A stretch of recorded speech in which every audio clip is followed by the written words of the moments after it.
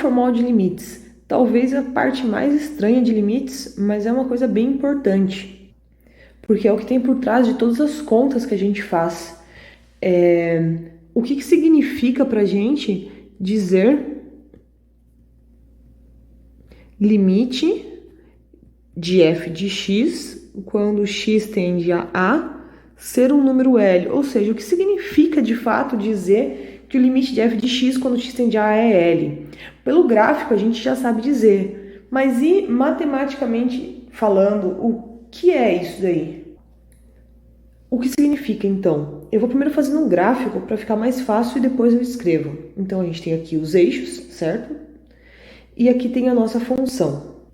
Imagina então que a gente está falando desse ponto aqui. Então ele pra gente é o ponto que em x aqui ele é A, né? X tende a A, então eu estou aqui perto do ponto A.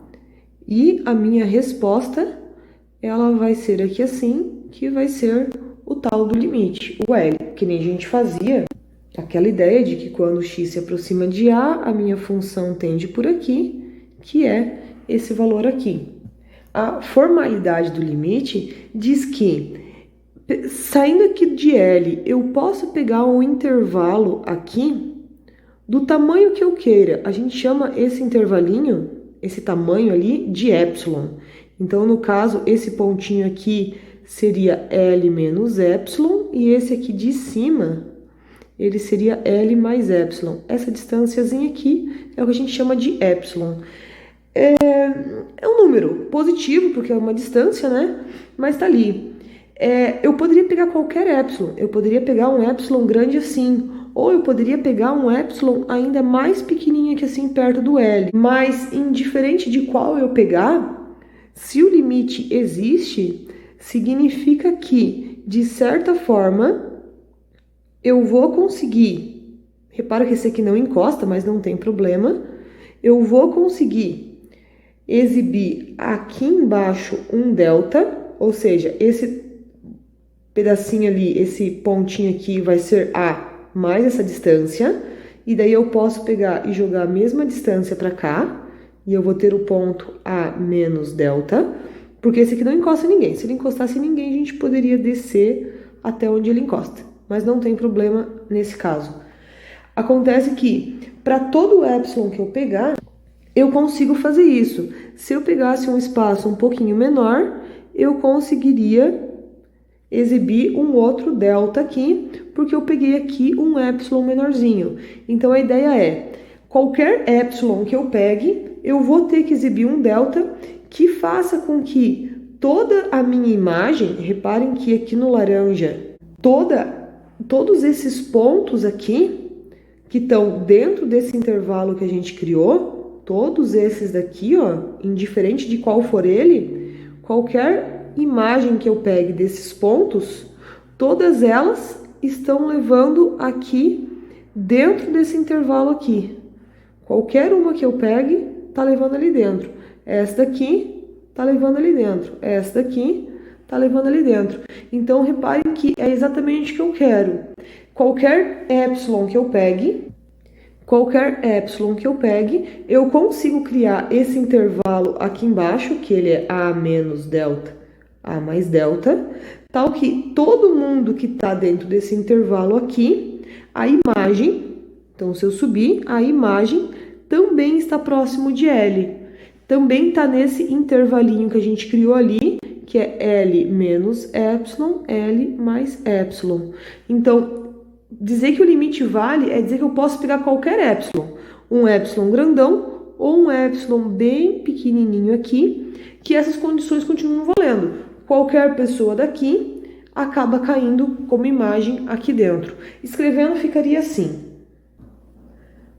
Para todo epsilon maior do que zero, qualquer medida que eu pegue aqui, vai existir um delta maior que zero. Vai existir essa medida aqui que a gente encontrou, certo? Acabei apagando a mais aqui. Tal que, o que acontece? Se o nosso x pertence ao domínio, lógico, o nosso x a gente está falando dos caras que estão no domínio, nossa função, né? E se eu tenho caras que estão próximos de A, eu estou pegando um xzinho aqui, próximo de A. Não quero o A, não me interessa que o meu x seja A. Eu quero que o meu x seja diferente de A, mas que ele esteja aqui pertinho. Pertinho quanto? Pertinho menos que delta. Então, ele pode ser qualquer coisa que esteja aqui. Até A menos delta, até A mais delta, ele vai ter que estar aqui dentro. O que vai acontecer? Isso tem que implicar que a distância da imagem desses xzinhos, então, se eu peguei esse xzinho aqui, a imagem dele, lá no eixo y, está próximo de L a menos de epsilon. Ou seja, tem que cair dentro desse intervalo. Então, isso daqui é a definição formal de limite. Então, dizer essa frasezinha curtinha que a gente faz, matematicamente dizendo, no gráfico, é exatamente dizer isso daqui. E repara que não sai do que a gente estava fazendo antes, que era se o x tende a A pela direita e pela esquerda, a nossa função tende a esse movimento, que significa que é esse limite. Ou seja, todos os elementos que estão aqui próximos de A, as imagens estão aqui próximas de L. Essa é a definição formal de limite, ela é útil. Tem muitos exercícios que a gente não consegue mostrar ele fazendo continha, a gente acaba tendo que ir para a definição formal de limites. E todos os exercícios que a gente faz, aqueles limites, a gente poderia tentar provar ele, por exemplo, limite de x² quando x tende a zero, que isso dá zero. Eu posso provar isso utilizando essas informações aqui. Isso requer um pouco mais de matemática, de teoria de matemática. Eu vou fazer o exemplo mais simples que a gente tem para tentar explicar para vocês como é que funciona e por que isso dá certo. Mostre que o limite de 3x mais 1 é igual a 4. A gente sabe disso, é só substituir o valor, mas utilizando essa definição aqui, tem como a gente mostrar? Reparem que quando a gente tem o epsilon, a gente desceu aqui as linhas para encontrar qual seria o nosso delta bom para a gente conseguir fazer. Então, como é para todo o epsilon, o que a gente vai fazer é criar uma relação entre esse epsilon aqui e esse delta aqui. Se eu escolher o epsilon sendo 0,01, tá, o meu delta, vai ser tal. Tá, mas se eu escolher o meu epsilon sendo 1, já tenho ali o meu delta também. Então, a gente vai conseguir colocar uma relação dos dois para mostrar que isso sempre é válido. Para todo o epsilon, toda essa conta aqui vai valer, sem problema nenhum. Então, a nossa ideia vai ser assim. Vamos primeiro descobrir o que significa essas duas coisas. Se eu fosse reescrever, eu teria assim, para todo epsilon maior do que zero, blá, blá, blá. O que nos interessa nesse momento é x menos a. Quem que é o meu a? O meu a é 1. Então, é x menos 1 é menor do que delta. A gente quer que a nossa f de x,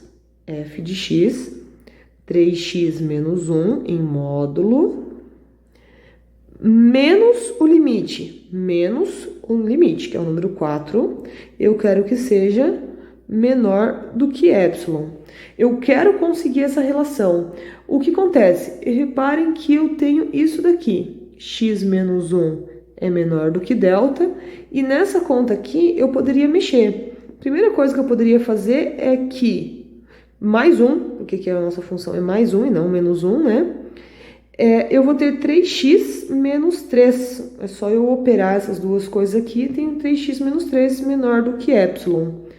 Eu posso pôr o 3 em evidência, não tenho problema com isso. Outra coisa que eu posso fazer é, como a gente tem um produto em módulo, eu posso separar em dois módulos. O módulo de 3, eu sei que é 3, então fica 3 módulo de x menos 1 menor do que epsilon. E esse 3 que está multiplicando, ele é um número positivo, eu poderia passar ele dividindo. E eu fico com essa conta aqui. Tá, mas olha essa conta aqui. Aqui eu tenho x menos 1, aqui eu tenho x menos 1. Então, aqui tem um delta e aqui eu tenho um epsilon. Então, se eu colocar que o meu delta ele tem que ser igual a epsilon sobre 3, para qualquer epsilon eu já tenho a minha resposta. Ou seja, a gente pode escrever isso daqui da seguinte maneira. Para todo epsilon maior que 0, existe um delta. Qual delta? Epsilon sobre 3. Tal que x pertence ao domínio, o domínio dessa função é uma reta, então o domínio são os reais. E se a gente tiver que 0 for menor do que x menos 1, que é menor do que essa medida delta que a gente escreveu lá, então vale que 3x mais 1, ou seja, vale que a nossa função menos o limite, que é 4, vai ser menor do que epsilon. Sempre, isso sempre vai acontecer. Reparem que se a gente escolhesse o nosso epsilon como sendo 0,003, isso vai implicar que basta a gente usar o nosso delta como 0,001. O que são exatamente esses aqui? Não vamos esquecer. Significa que, lógico, imaginando que fosse a nossa função, se eu pegasse esse intervalinho aqui como epsilon igual a 0,003, essa distância aqui, né?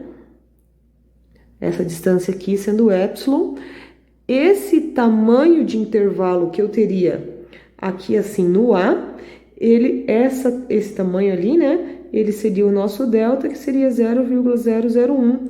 E estaria todo mundo que está aqui dentro, tem como imagem pessoas que levam ali dentro. Olhando o próprio gráfico da função, que é essa daqui, a gente tem que se o x está perto de 1, a nossa função está próximo de 4, que é o que a gente tinha ali bem direitinho no nosso limite, aqui em cima, né? Mostre que isso aqui é verdade, então a gente já sabe disso. Então a ideia é, se eu pegasse qualquer epsilon, por exemplo aqui, com medida 0,003, e eu fizer esses dois riscos aqui, vai chegar bem certinho, se a gente fosse numa linha descente, né?